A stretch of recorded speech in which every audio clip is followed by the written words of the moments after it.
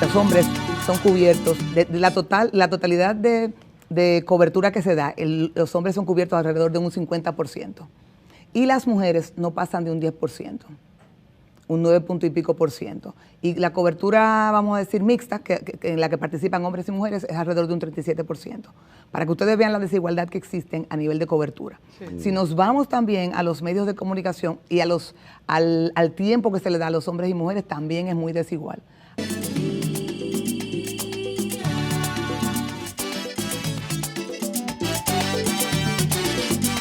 Nos da muchísimo gusto recibir este viernes. Este es un viernes sí y otro no, cuando públicamente, así colectivamente, tenemos una entrevista, ¿cómo se llama eso, doctor? Una cita. Una sesión. Una sesión psicológica aquí en El Día con el doctor Luis Vergés. Buenos días, doctor, bienvenido y muchas gracias por estar. Buenos días, Germán, Indira, qué bueno, una vez más acá.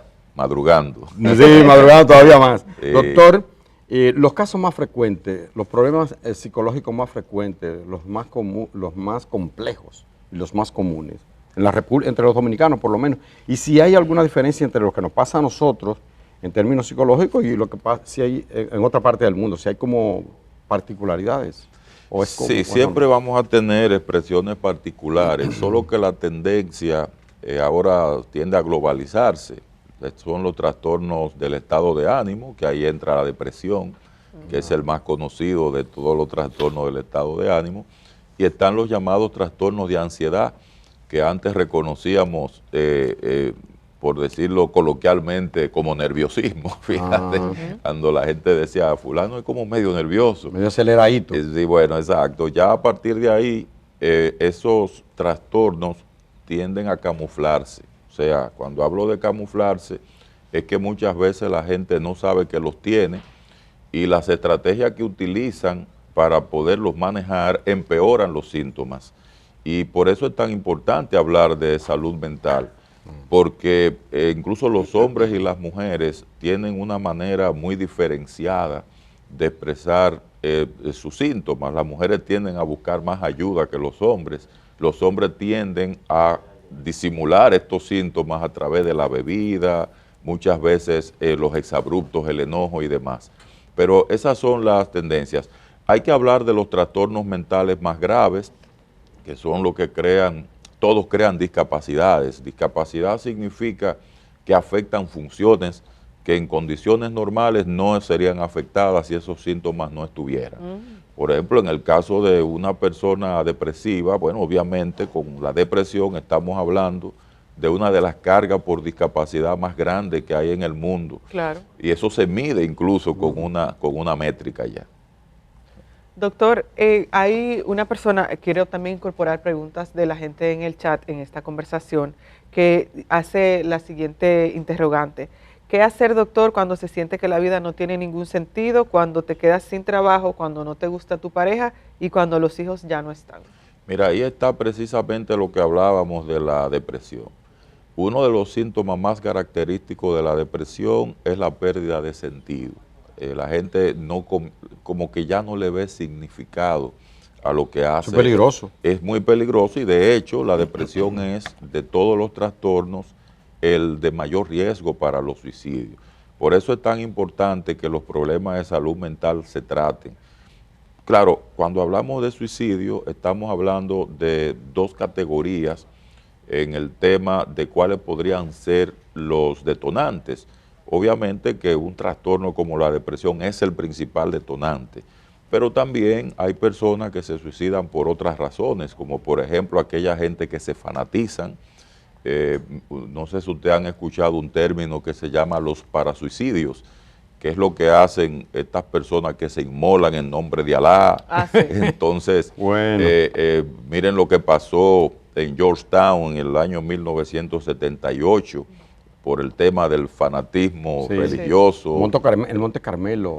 Exacto, ahí en Waco, Texas, bueno. que estos líderes mesiánicos que tenían muchísimas patologías mentales, pero no perdieron nunca la capacidad para ser líderes y persuadir a otros, y provocaron suicidios en masas.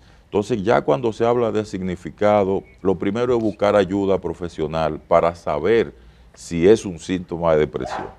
Y lo segundo, puede ser que las personas a veces pasan por etapas, cuando pierden, por ejemplo, un matrimonio, cuando pierden las premisas que le dieron significado a su vida. Gente que se pasaron la vida diciendo, yo voy a ser feliz cuando me case y luego se divorcia, o yo voy a ser feliz cuando esté estable económicamente y tenga un buen empleo, luego resulta que se jubilan. Entonces dicen, ¿y ahora qué? Como decía tu líder literario, don Mario Benedetti, cuando yo creía que tenía todas las respuestas, la vida me cambió las preguntas. Y eso trae una ausencia de significado. Doctor Edith Febles se integra a esta conversación y tiene nuestra directora, ¿verdad? Tiene una pregunta para usted. Adelante, Edith. Hola, doctor, buenos días. Qué bueno que usted esté con nosotros esta mañana. Gracias. Qué bueno que esté aquí. Muchas gracias por venir siempre a contestar las preguntas de la gente. Y entonces estoy mirando un debate en el chat de nosotros donde se está discutiendo algo y yo quisiera hacerle algunas preguntas en este sentido. Porque veo que alguien le pone a otro que el odio enferma. El odio enferma. Entonces me puse a mirar como la categoría de lo que significa el odio. Nosotros hablamos del amor, hablamos del odio, de diferentes sentimientos. Entonces pensando también incluso, y quiero decírselo todo junto para que usted nos diga, en cuáles son esos sentimientos humanos. O sea, y cómo yo puedo identificar qué tipo de sentimiento alberga mi corazón. El sentimiento del amor, el sentimiento del odio, u otro tipo de sentimiento que a veces uno se confunde, qué es sentimiento y qué es emoción. Entonces un poquito de claridad y de luz en este sentido. La envidia, por ejemplo, ¿cómo yo puedo determinar cuándo darse cuenta de una gente que está siendo envidioso? Cuando yo albergo la envidia, ¿y qué me hace la envidia a mí? O sea, ¿cómo lidiar con los sentimientos humanos? Pero puntualíceme lo del odio, por favor, si es verdad que eso enferma. Si se me olvida, me lo recuerda. Mira, interesante, hay una sombrilla, por decirlo de alguna manera, que nosotros llamamos la sombrilla socioafectiva emocional. Y esa sombrilla incluye emociones, incluye sentimientos, incluye sensaciones. ¿Qué pasa con las emociones y la diferencia con los sentimientos? Una emoción es lo que nosotros llamamos una activación espontánea ante una necesidad que tiene el ser humano. Las emociones son parte del repertorio que tiene el ser humano para sobrevivir. Por ejemplo, el miedo. El miedo es una emoción porque el miedo te advierte de los peligros. Claro. Es importante el miedo. Es muy fundamental. Por eso hay problemas cuando nos educan desde temprana edad con la idea de que usted es un cobarde, usted aquello, usted lo otro. Incluso fíjate cómo Maduro le dice al de la oposición, es un cobarde. Cobarde, sí. Porque han convertido la emoción en un insulto. Bueno, pues está la vergüenza, que es una forma de sufrimiento psicológico por algo que creemos que somos. Está la culpa, que es una forma de sufrimiento psicológico por algo que hicimos. Entonces está el enojo. Y ahí viene la pregunta de Edith. ¿Qué es el enojo? El enojo es... O el odio, ella decía. Exacto, pero el odio viene de un enojo desregulado, de un enojo descontrolado. El enojo es la activación combativa que tiene el ser humano. Es la emoción de combate, porque es una emoción de territorio. Es una emoción que se activa cuando yo creo que estoy siendo objeto de una injusticia, cuando yo siento que estoy oprimido, cuando percibo que alguien se quiere aprovechar, que alguien me quiere dañar. Se burló de mí. Exacto. Entonces, cuando se desregula el enojo, que es una emoción normal en todos los seres humanos, pudiera venir un sentimiento que es diferente a una emoción. El sentimiento ya es la conciencia que tú haces de la emoción que tú sientes y tú estás dispuesto a llevar eso hasta donde sea. Hay sentimientos positivos como el amor, la gente es capaz de hacer lo que sea por amor, pero también la gente es capaz de hacer lo que sea cuando odia. ¿Eso es peligroso, doctor? Es peligroso, por eso cuando alguien diga yo odio, miren, hay que tomar a esa persona, ayudar a que se calme, porque no tan solo hay una emoción, hay una idea hostil en su pensamiento de que por el hecho de que esté enojado con alguien, tiene que vengarse de esa persona o hacerle un daño a esa persona. El odio configura subyacentemente una intención de dañar a alguien. ¿Y a quién daña más el odio? ¿Al que odia o al odiado? Al que odia. Sí. Al que lo lleva. Sí, porque porque oye, ¿qué pasa con las emociones? Ninguna emoción, por ser una activación temporal, cuando digo temporal, es que son estados mentales pasajeros. Pero ¿qué pasa con el odio? Que es un estado mental sostenido. Los estados mentales son pasajeros porque es imposible que tú lo puedas hacer sostenible mucho tiempo. No lo aguanta el sistema mental y fisiológico de un ser humano. Por eso ustedes ven que cuando una persona dura mucho tiempo con miedo, termina con reacciones fisiológicas. Cuando tú ves mucha gente con vergüenza, termina apartándose de los demás, termina aislándose. Y cuando tú ves una gente con mucho odio, termina enfermándose. Entonces Edith pide la palabra, doctor, pero le dejo con esta pregunta y pasa con ella.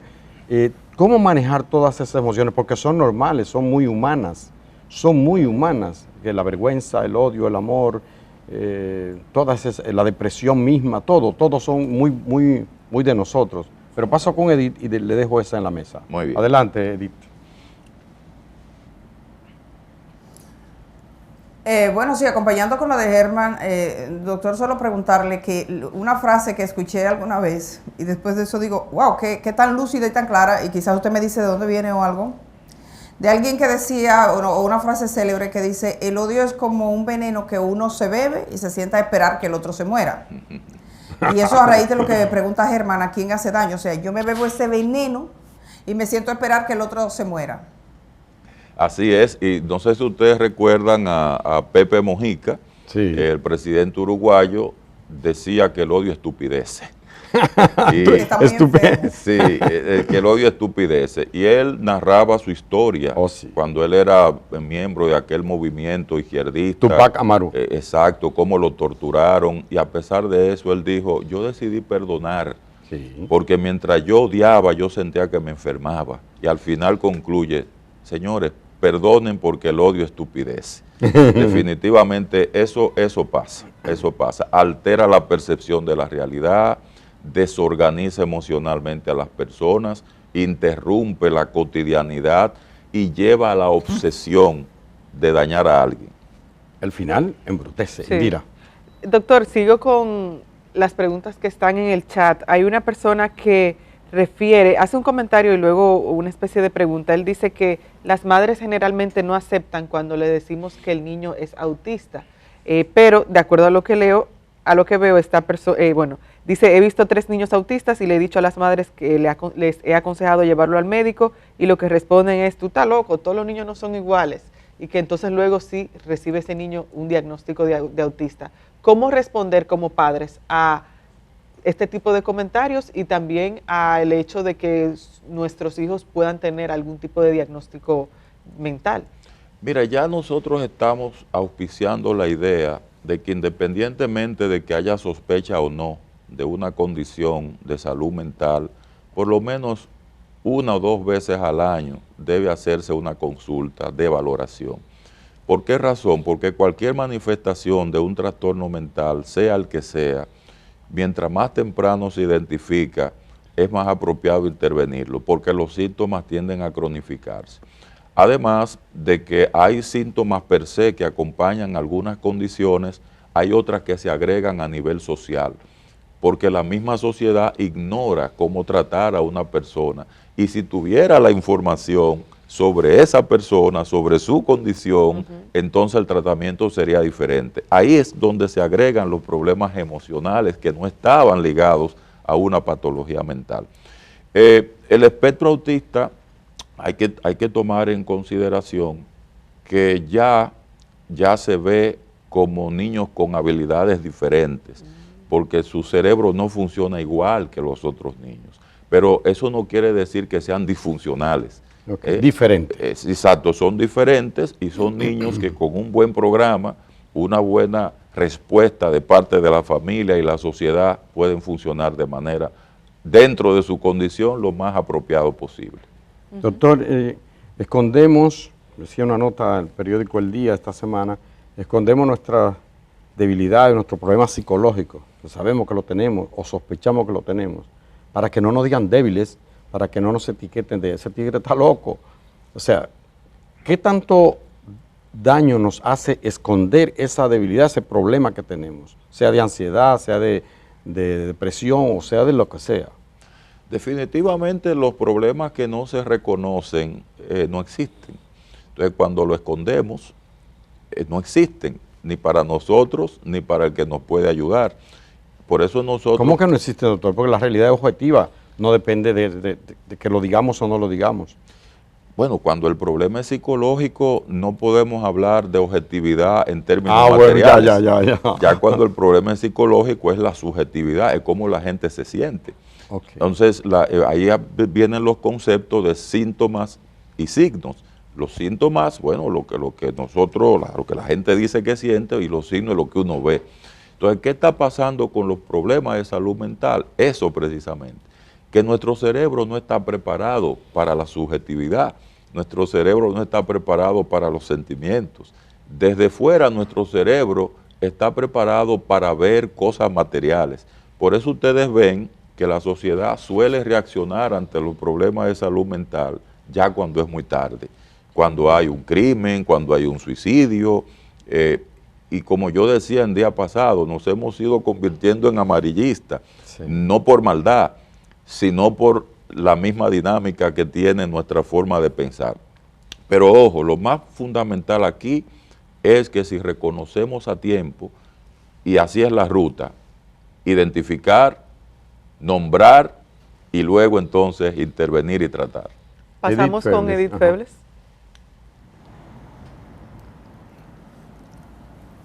Doctor, sí quisiera recuperar una pregunta que nos estaban haciendo.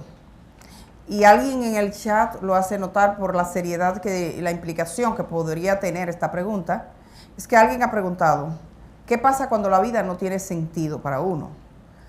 Quizás alguien que pueda sentir que la vida no tiene sentido esté pasando por algún tipo de proceso de depresión, o conoce a alguien que esté pasando por un proceso de depresión. Cuando se pone así, que la gente se siente sola, que está acompañada, pero nada le motiva felicidad por dentro. Esa felicidad que no es reírse en las redes sociales o reírse ante los demás, sino cómo te sientes contigo mismo, que estás rodeado pero te sientes solo y la vida no tiene sentido. Para una persona que se encuentre en esta situación y que nos esté mirando, ¿cuál es la sugerencia específica de lo que debe hacer? La sugerencia más fundamental la hizo Víctor Frank, un sobreviviente de los campos de concentración nazi, que le mataron a toda la familia, y él quedó ahí pasando todos los trabajos del mundo, y luego salió y publicó 30 libros, y con 70 años se inscribió en un curso de aviación, le dieron luego una licencia como piloto, y después se casó de nuevo y tuvo un hijo. Murió a los 92 años de edad. Y decía Víctor Frank, en respuesta a esa pregunta, todo tiene sentido, lo que pasa es que hay que descubrirlo. Entonces los seres humanos debemos entender, y es el mejor consejo para estas personas, que todo tiene sentido, pero sí hay que descubrirlo. Cuando asumimos la postura de que la vida no tiene sentido, es que caemos en un cuadro de desesperanza, un cuadro de indefensión, donde internamente nos anulamos esa capacidad de descubrimiento, bien sea porque estamos rodeados de personas que no nos estimulan a ese descubrimiento. Por eso es importante acompañar a quien así se siente para que lo haga. Y obviamente la ayuda profesional siempre es necesaria, por lo que yo decía en principio, a veces son síntomas de depresión y la gente no lo sabe. Hay otras preguntas en el chat. Bueno, por ejemplo, hay una señora de 81 años que nos escribe y dice que su hijo tiene 61 años y que él fue donde su padre buscando conciliación, recibió frases indebidas del padre, enfermó, murió y mi hijo no fue a verle, ni sabe dónde está su tumba. No lloró y sí lloró al morir su perro. Wow. Sí, eso no quiere decir que él sea insensible o indolente porque lloró al perro y no lloró al padre. Lo que pasó ahí fue que el duelo se interrumpió con el padre y al morir el perro fue un detonante para que saliera el proceso no resuelto a nivel emocional con el padre. eso ocurre con frecuencia, eso le llaman duelos patológicos, que son, incluso hay los llamados duelos no autorizados, que es, por ejemplo, cuando muere un hombre, pero ese hombre tenía a su esposa, pero también tenía a otra persona fuera de su segunda base. Y resulta que cuando este hombre muere, esta persona entiende que ella tiene que cohibirse, no puede llorar públicamente, porque ella no está autorizada a hacerlo. Que llore, hombre, que les lloradita, no es nada. Entonces eso trae problemas, porque cuando los duelos se reprimen, pasan esas cosas. Luego puede salir ante cualquier evento que no guarde relación. Hay una pregunta en el chat, doctor, que veo que es una señora de 50 años y ella comenta, me he autorrecluido porque le tengo miedo a la gente, porque están tremendas, y menciona incluso hombres matando a sus mujeres, etcétera, pero me llama mucho la atención que ella diga, me he autorrecluido porque le tengo miedo a la gente. Esa pregunta, una que yo le tenía aquí, dice, mejor solo que mal acompañado. ¿Cuándo es positivo estar solo, doctor? Sí, ¿Y cuándo no? Sí, hay que entender algo, la soledad no siempre es ausencia física de alguien en la vida nuestra. La soledad es más la presencia de un vacío que nos impide apreciar la compañía de otros. Eso es importante aclararlo porque, fíjate, la llamada soledad de los artistas. Tienen muchos compañeros, mucha gente, muchos fanáticos, pero cuando tú conversas con la mayoría de ellos se sienten solos. Entonces el tema de la soledad es importante porque pudiera también estar asociado a la depresión.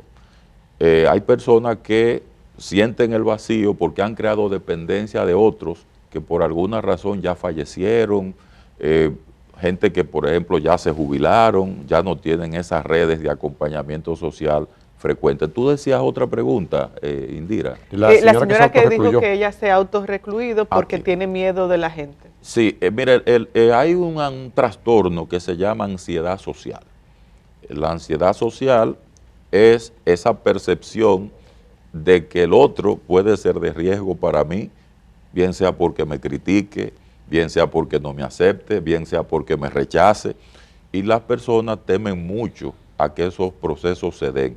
Entonces lo que hacen es que tienen una idea catastrófica de que cualquier persona o va a representar un peligro para ellos o puede representar un peligro desde el punto de vista de ese tipo de rechazo social. Entonces, ¿qué es lo que hacen? Se recluyen, se aíslan como un mecanismo de protección, como un mecanismo de defensa. Pero cuidado, eso trae otro sufrimiento. El primero, que es la ansiedad social, ya es una fuente de sufrimiento, pero esto trae otro, que es sufrimiento por evitación. ¿Y cómo evitarlo eso? ¿Qué hacer? ¿Ir al psicólogo? ¿Qué tiene que hacer? Lo primero que va a hacer el psicólogo cuando ella vaya es decirle precisamente, mire, aquí hay que exponerse. Sí. Sencillamente hay que ser selectivo con quienes nos vamos a relacionar, porque el aislamiento va a traer una peor enfermedad que la que ya tenemos. Vamos con Edith Febles, que tiene otra pregunta. Adelante.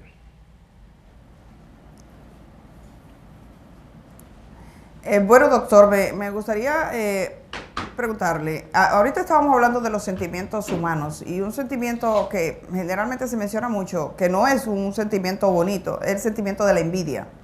¿Cuánta gente habla de que o la envidia no siente envidia, o hablan de envidia sana o de tipos de envidia, como si hubiera más de un tipo de envidia? Yo leía a un filósofo francés en un diccionario de filosofía que decía que la envidia es el malestar por el bienestar ajeno, y que incluso a veces uno tiene lo que el otro tiene y que le provoca esa envidia y no va a sentir lo mismo porque es el malestar por el bienestar del otro.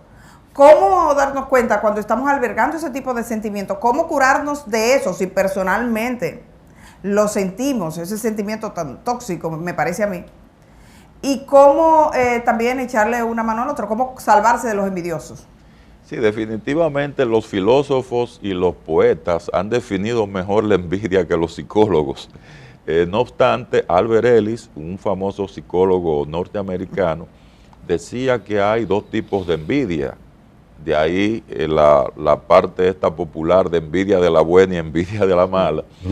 Y la famosa envidia de la mala, él planteaba que es una forma de sufrimiento psicológico ante algo que tiene el otro que yo no tengo. Ese algo puede ser una cualidad positiva en ausencia de que se visibiliza una cualidad negativa o una carencia que yo tengo. Las personas envidiosas psicológicamente son inmaduras.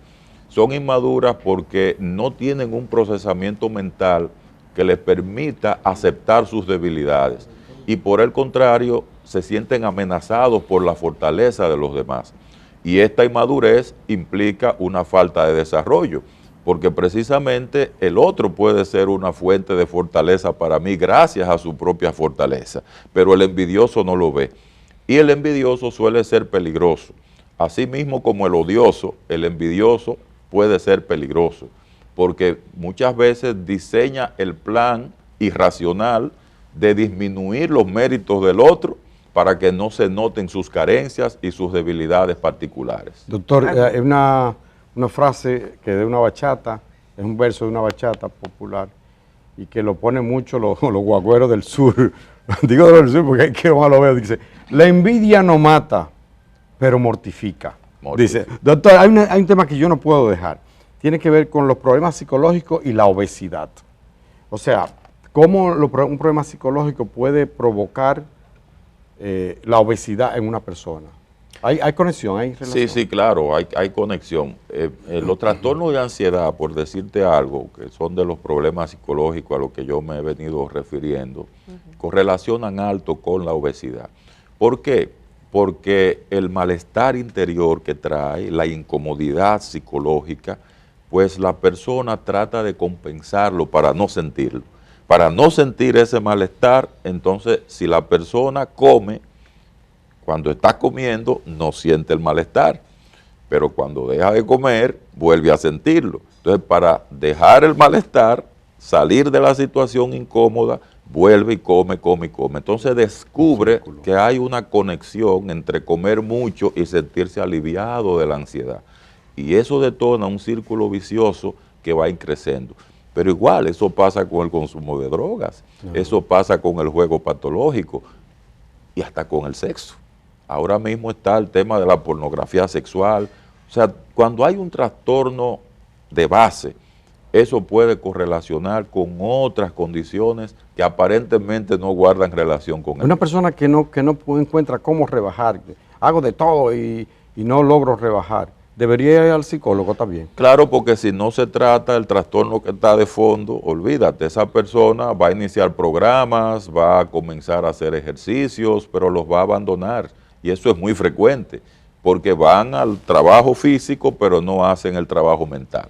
Aprovecho, doctor, para invitarle a un café de nuestra compañera Kenia para animar mucho más esta conversación. Gracias, y también me voy al chat, que hay bastantes preguntas. Muchas gracias a ustedes por estar bien pendientes. Y, por ejemplo, nos pone una persona que mi pareja actual ya no siente nada por mí, hasta de justicia estamos, pero me preocupa ese odio que me tiene. Hasta la hija de ella, que yo le declaré, siente odio por mí. Bótala. Hay otra persona también, otro señor, que por igual refiere ese problema que tiene con la pareja. Mira, las parejas cumplen un ciclo y lamentablemente nos confundimos por no conocerlo. El primer peldaño de ese ciclo es lo que llamamos la fase romántica, que es donde no vemos los defectos de las personas. Pero luego viene una segunda fase que es la de duda, donde comenzamos a ver los defectos que antes no veíamos, y ahí viene luego una tercera fase que es la desilusión. Lamentablemente en esta fase de desilusión, que debe dar paso a una fase de toma de decisión, cometemos el error de usar la violencia, y la violencia comienza a deteriorar, junto con los malos tratos, lo poco que puede quedar de afecto en una relación. Ya cuando se traumatiza tanto un hecho de una vida en pareja, pues sin duda alguna debe darse lo que tú decías, Germán. Hay que explorar dentro de las decisiones 4 posibilidades: divorcio, separación y una que están usando muchas personas que no es para nada saludable es vivir relaciones paralelas y eso aumenta todavía la complejidad y el peligro en las relaciones. Y la más saludable de todas es relanzar el proyecto de pareja con nuevas normas, con nuevas reglas, y para eso se requiere de la orientación y ayuda profesional. Finalizamos, doctor, esta entrevista con nuestra compañera Edith Febles. Bueno, gracias Indira y gracias al doctor. Yo felicitar al doctor. Debo decir que Luis Vergés, que es la cara más conocida aquí en este programa por estar con nosotros, es parte de un esfuerzo profesional. Luis Vergés, como saben, tiene sus funciones en una entidad pública que trabaja precisamente para erradicar la violencia y particularmente la violencia conductual de hombres, donde van a ese centro personas con conflicto con la ley por algún tipo de violencia familiar aquí en el Distrito Nacional.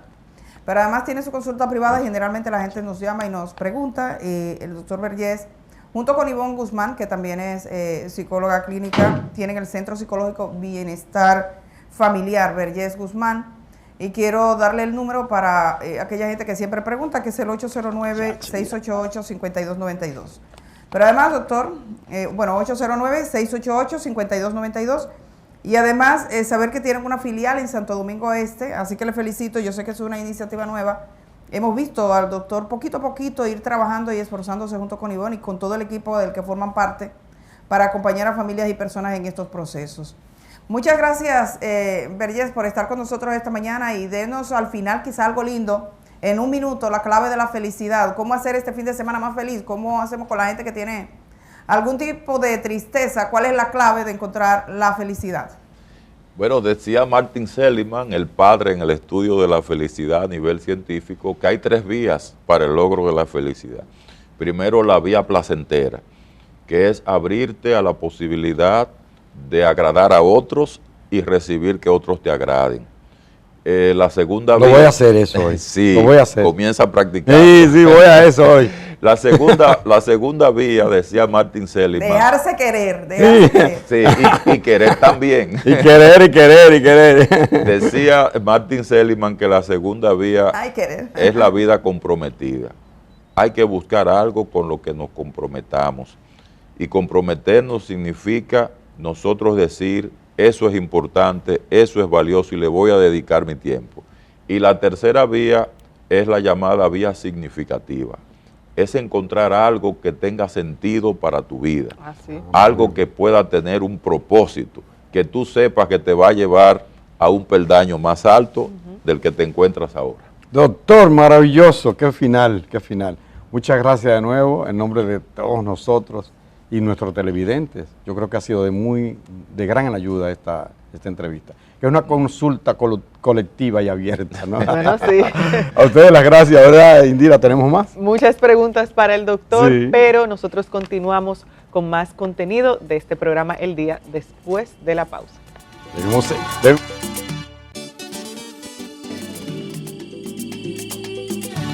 Por cada 15.000 habitantes debe haber un médico especializado en manejo del dolor. ¿Y cuántos tenemos? 32. 32 en dos especialidades que manejan dolor.